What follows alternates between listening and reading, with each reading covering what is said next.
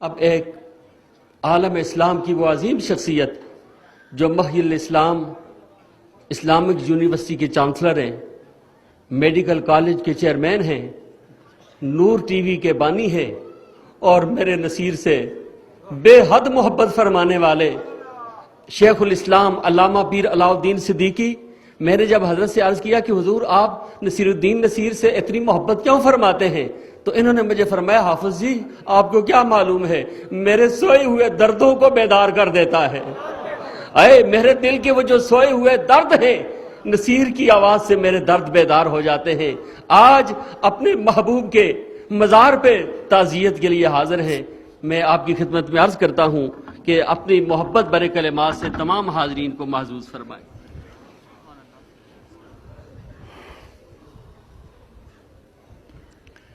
بسم اللہ الرحمن الرحیم۔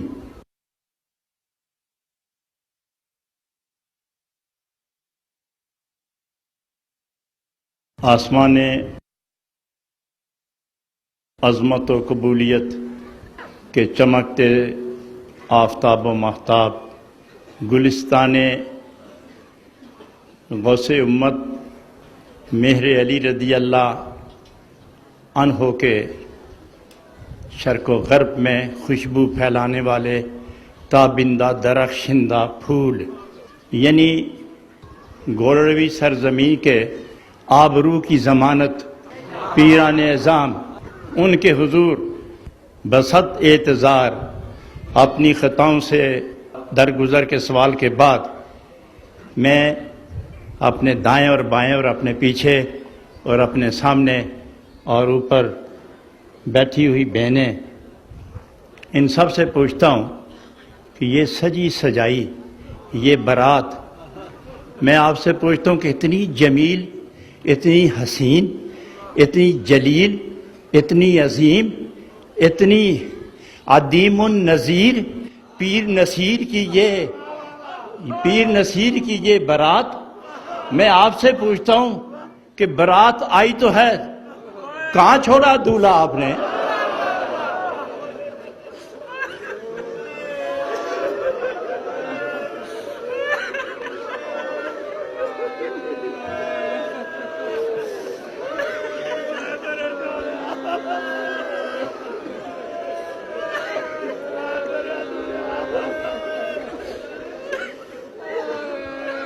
میں نہیں سمجھ پایا، میری سمجھ سے بالاتر ہے یہ حقیقت کہ وہ مٹی جسے ریاض الجنہ کہتے ہیں، روضۃ من ریاض الجنہ، وہ مٹی جسے روضۃ من ریاض الجنہ کہتے ہیں، یقیناً وہاں آرام فرما تو ضرور ہیں، لیکن جو وجدان کے عطا ہے وہ یہ ہے کہ کروڑوں سچے دلوں میں وہ آرام کیے ہوئے، وہ عمر بھر نصیر الملت رہے، نصیر الشریعت رہے، نصیر الطریقت رہے، نصیر العظمت رہے، اور وہ ساری عمر نبی پاک کے عشق کی زمین پر، ساری عمر نبی پاک کی عشق کی زمین پر وہ پودے لگاتے رہے کہ جس پودے اور جس پھول کی ایک ایک پتی شرق و غرب تک اہل دلوں کو وجد عطا کرتی رہی ہے۔ ان کی زندگی کے چند لمحات جو مجھے دیکھنے میں میسر ہوئے اور وہی محبتوں کی بنیاد قرار پائے، وہاں نقشبندیت بھی تھی، قادریت بھی اور چشتیت بھی اور سہروردیت بھی دیکھی ہے ہم نے،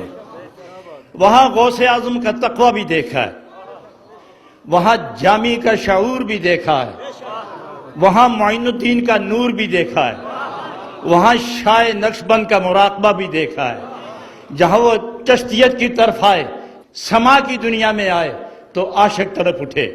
اور مراقبوں میں آئے تو نقش بندیوں کو وجد آ گیا، اور اگر وہ تقوی کی طرف آئے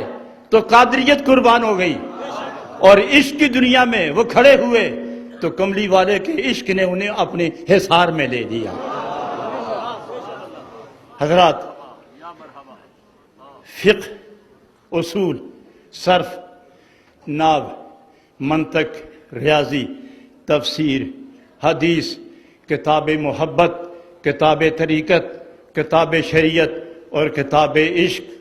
پڑھنے اور پڑھانے والا وہ جید عالم، جب میں ان کا اخلاق دیکھتا ہوں، ان کا حسین اخلاق، ان کا علم، ان کی فقہ جمع کروں، ان کا تقوی جمع کروں، ان کا پیار جمع کروں، ان کا محبت انوار ہونا ثابت کروں، اور انہیں ہر قدم پر عالم دین دیکھوں، عالم شریعت دیکھوں، عالم طریقت دیکھوں، یہ ساری صفات جمع کر کے ایک جگہ اکٹھی کرو تو اس کا ترجمہ کرو تو نصیر الدین نصیر بنتا ہے۔ چہرہ تھا کہ صداقتوں کے نور سے دھلا ہوا تھا، دماغ تھا کہ علی المرتضیٰ کا پہرا نظر آ رہا تھا،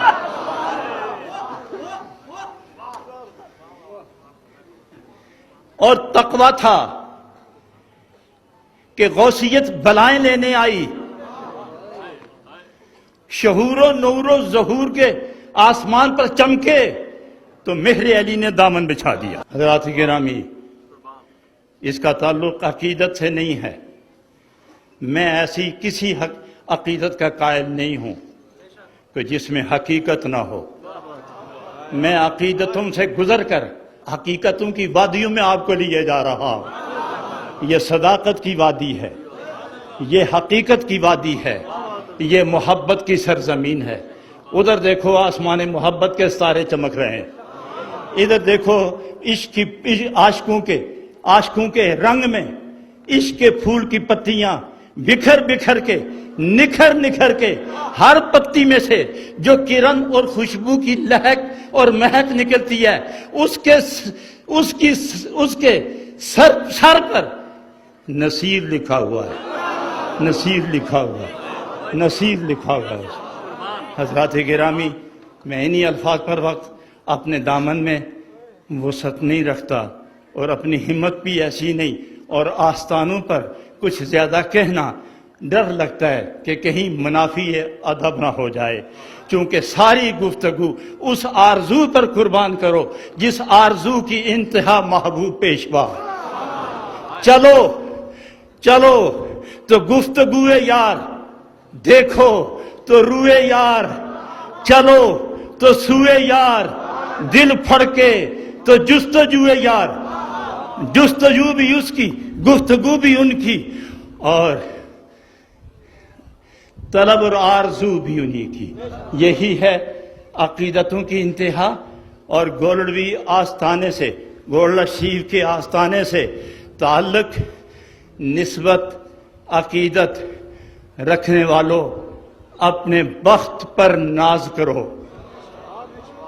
کہ جس طرح آج ان کے قدموں میں بیٹھے ہو، انشاءاللہ وفاؤں کا یہ آسمان کل قیامت میں بھی آپ کو اپنے دامن میں لیے ہوئے اٹھے گا۔ وآخر دعوانا ان الحمدللہ